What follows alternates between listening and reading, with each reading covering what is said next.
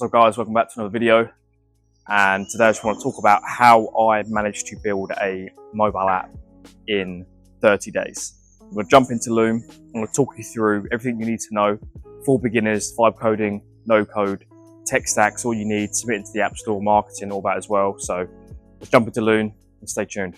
Boys, we're in Loom. Now I'm going to talk about how I actually built a mobile app in 30 days. This is the app here. It's called Tripfolio, and it's essentially a travel app where it allows you to basically plan all your trips and then plan the activities that you book within those trips, sends you reminders, has like picture taking, like memory making features as well that goes into a gallery, and then it like tags what activity and then what location or like, you know, what kind of traveling trip you were on in that time as well. So I think it's good. I've seen a lot of travel apps blow up lately on TikTok and all that kind of stuff as well. So I just want to see how this does. But yeah, this is how obviously I built a mobile app in 30 days. Let's go. Now, why listen to me? I've built, well, let's see. So this is a mobile app and a web app. 2 web apps and then another 2 mobile apps. So that's 3 mobile apps, and I've built also 3 SaaS or / web apps, whatever you want to call them, as well. So I've had over 6 projects that I've built and that are all live. So, you know, I have the experience to know obviously how to actually build these apps. How to test them, how to make sure they work. Because when I started out, I had no idea. This is my first project, Wastely. I mean, you could definitely tell it's the first one compared to this one and then this one as well. Again, same with the SaaS. The point is, obviously, I built them, I learned, I went through the trials and tribulations, I made the mistakes, I messed up big time, and I corrected those. So now I know how to build them properly, the mobile apps, the web apps, in very quick fashion, but also making sure they're quality so people would actually use them as well. So let's jump into it. Okay, so getting an idea, how do you actually get an idea? So usually a mobile app usually consists of real world problems or simple solutions to things in like people's lives or things people do. Now, if you hear someone talking about getting a mobile app and they say, yeah, find a problem, problems do work, but sometimes something's a problem, but it's not like a problem. It's not like a massive thing, right? So, for example, like planning your travel app, like people can do without that app. It's not going to change their life drastically, but it's something that they're going to build, so they're going to pay for, they're going to enjoy using, and they may show their friend, and then 4 or 5 of their friends sign up as well. But it's not a massive overall problem. They can just plan it in a Notion calendar, or their Google calendar or something. But, you know, where it's niche specific, it is a solution to something, but that's not a massive problem, if that makes sense. But on the other hand, you have apps that solve big problems, for example, like Quitter, Cow AI, or Puff Count, that all target like stop watching porn, or Puff Count is to stop you vaping, or Cow AI is to basically help you lose weight and track your calories, because people find that really, really hard. They are problems, and then these apps have simple solutions to fix those problems. They're like a direct thing, whereas like travel apps, for example, to meet people, you could meet people on the street. You could talk to people on the street, but if an app's an easier way of doing it, then that's like a solution to somewhat of a problem, if that makes sense. Now, to find these problems, or these bigger problems, you can actually find these in your own life, or others. You can actually also use forums. You can go on Reddit forums, use X, friends and family, and start brainstorming. You can use AI, ChatGPT as well. But like think, okay, is this actually a bit of an issue? Could people use this and this provide a problem, a solution, or, you know, will this actually make this a little bit better for someone regarding on the features or the idea that you have, right? Now, if you can create a solution and then have, 1 to 3 features that actually help people and help that problem, then essentially you have an idea, right? And it hasn't got to be solving the world's biggest problem. It can be really, really small things like habit trackers do really, really well, or productivity things, or screen time. Like, that's a big problem society-wise, but to an individual, it may not be a massive problem to them. They might want to cut down a couple of hours, right? So get an idea, say you get an idea, brainstorm, come up with a few, but some advice I will give you is just don't overthink it too much, right? Nowadays, I see people making money with most things.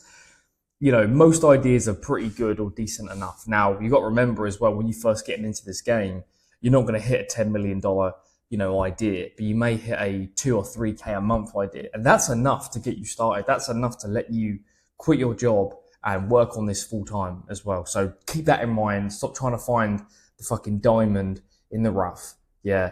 Think about, finding just the shitty ball, right? Once you have your idea, you want to think about picking your tech stack. Now I know I said, how to build a mobile app in 30 days or how I did. But depending on if you're building a mobile app or a SaaS or both, depends on what type of application you're going to build and then what tech stack you're going to need to build that. They don't vary too much. There's a lot of different tools out there, but one thing I will say is there is, sort of 3 or 4 tools that are just my absolute go-tos, and you don't need anything else. So if you're struggling and you don't know where to start, listen to me, just use these. Don't go and buy the newest thing that you saw on a fucking YouTube ad, okay? So first, you decide what type of application platform your project will be based on its use cases. PuffCount was a mobile app is a mobile app because it's easy to track your vape puffs with your phone. You're not going to be doing that with your computer, right?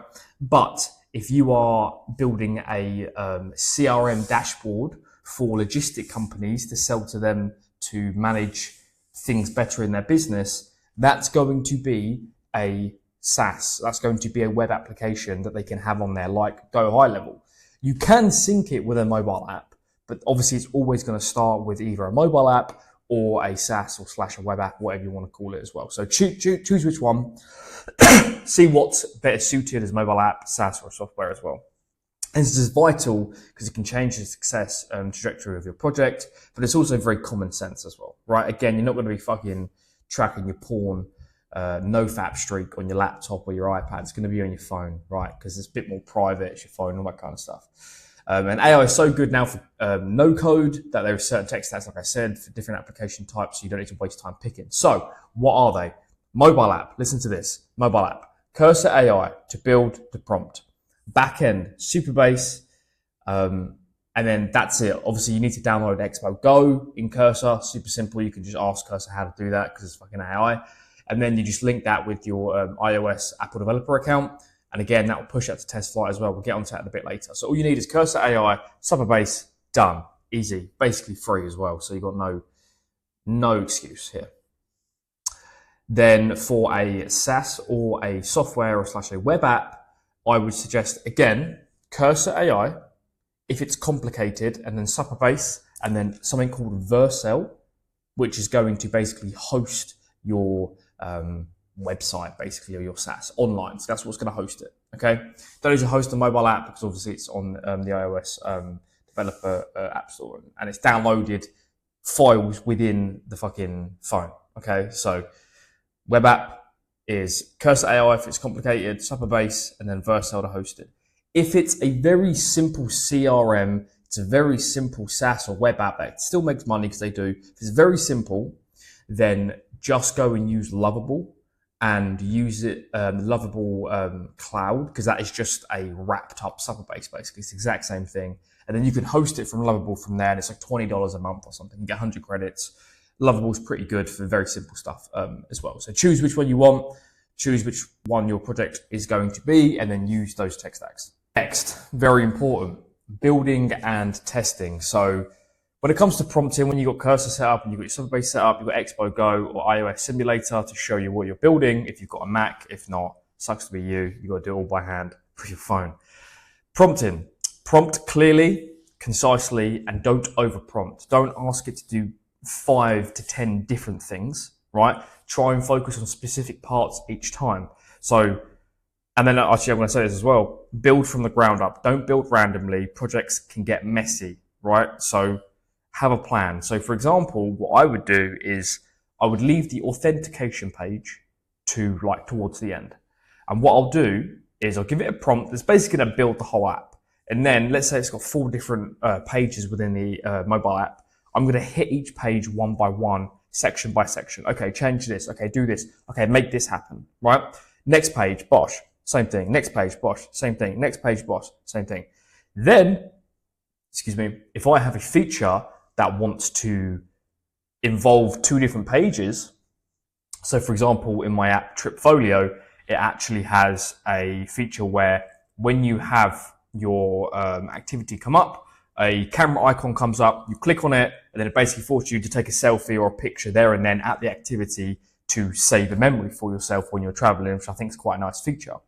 But that means that now that something's happening in the activity page, right, is you're taking a picture, and now that picture is being transferred over to the gallery page. So you can go to the gallery page and exactly see all of the images and all the memories you have of different activities and trips that you've had within the year or whatever, and you can export them into your like normal iOS, like iPhone photo gallery as well. But what I'm doing is I'm building the little bits first. I'm doing the easy little bits first, then the bigger bits, right? And then when the app's done, pretty much, then I'm going to build the authentication page. Now, you might ask, why would you not build that first? Well, because then you've got to fucking sign in every time you want to fucking test it. It's dumb as fuck, bro. Leave it to the end. When you know everything else is working inside, then you do that. Because like that is like, it's like building a house and then putting the door in at the end because you can't be bothered to keep opening and shutting the door and locking the door, basically. That's an easy way to basically put it. So yeah, prompt clearly, concisely, focus on little different bits and aspects, different features, make sure they work, integrate things together when they need to, and then build the authentication page. Then after you do that, you want to upload to Expo and then upload to TestFlight for iOS. Android I haven't used, but I'm sure it's got a similar thing. And then actually test on your actual phone, right? For proper features, iOS specific. So that means if you have reminders or notifications with the app, then you want to test they work. You want to test sign in with Apple. You want to test the paywall and make sure that you can use the sandbox mode and make sure it comes from RevenueCat or SuperWall or whatever you're using to basically ensure that payments are happening and ensuring that entitlements, which are basically how a user can access different features of the app depending on what pricing plan they are on, okay? And then if there is bugs, once you've tested it, fix them with Cursor and then upload and test again.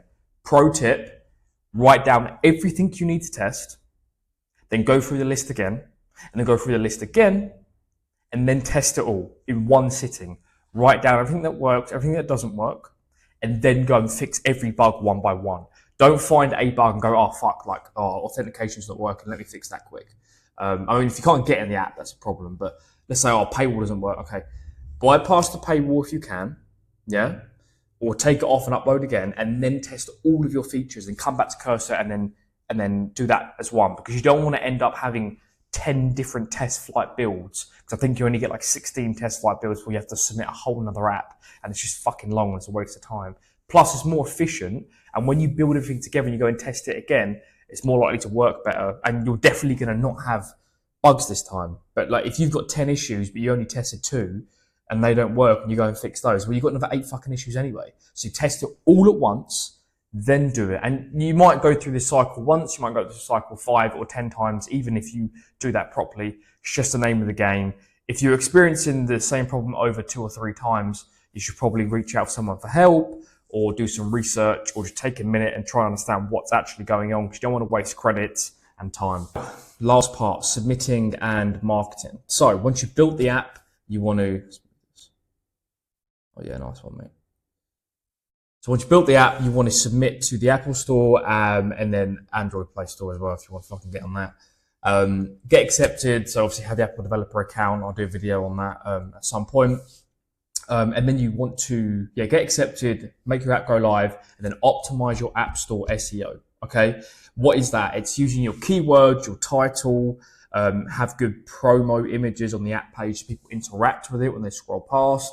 And then depending on what obviously you are, what your app's about, try and make the keywords around that, right? So this is one of our apps here.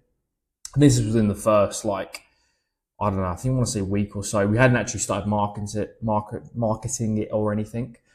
But what we named the app, and then our promo images, the app description, and the keywords and tags we used, allowed us to have an App Store search of 85% out of 60 downloads within the first, I think it was less than a week actually, as well.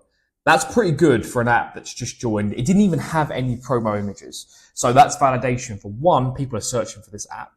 And 2, I think we're top of the App Store for this now, and we don't pay any money to Apple. We don't promote this, in terms of like sponsored ads in the App Store. we just come up first for most keywords and tags as well. So we already have organic marketing without marketing. And that's the importance of having your App Store SEO. Because if you squeeze another 10 people on $29, that's another $300 in your pocket, which can cover other marketing or even boost you in the App Store even more, right? So have that, make sure you do that. And then once you've obviously got that set up, it's all published, utilize all marketing angles. So X/Twitter, right? Use that, build them public if you've got a brand. Reddit, find people's problems, help them out, give value. Don't just spam your shit. Value, help out, contribute to forums and all this kind of stuff. Be active, and then recommend things as well, okay? Facebook, Instagram, TikTok, organic. You can use that. Utilize trends to blow up the content on them. But don't hard sell, show solutions to a problem. What I would suggest, go look at Puffcount's TikTok, is pretty good. They just sort of show like the harmfulness, the toxicity of vapes. And then it's like, at the end, it's like, oh, I need to stop vaping. I use this app. Bosh. It's very clear that they're marketing it, but people are just so fucking dumb with scrolling through and don't scroll, and they need help with this problem. They're like, oh shit, let me download the app, let me check. Because everyone knows how to download an app now. Even old people, they can download an app. It's not hard. It's super fucking easy. You put the name in, you match the icon of the logo, because I know we all fucking do this, and then you download it. That's what happens, right? Then when you start making some money, you can move in to paid ads. And if you have an app around what you do, or this works very good for like SaaS, web apps or software, then YouTube is really good to build in public, sort of similar basically what I'm doing, right?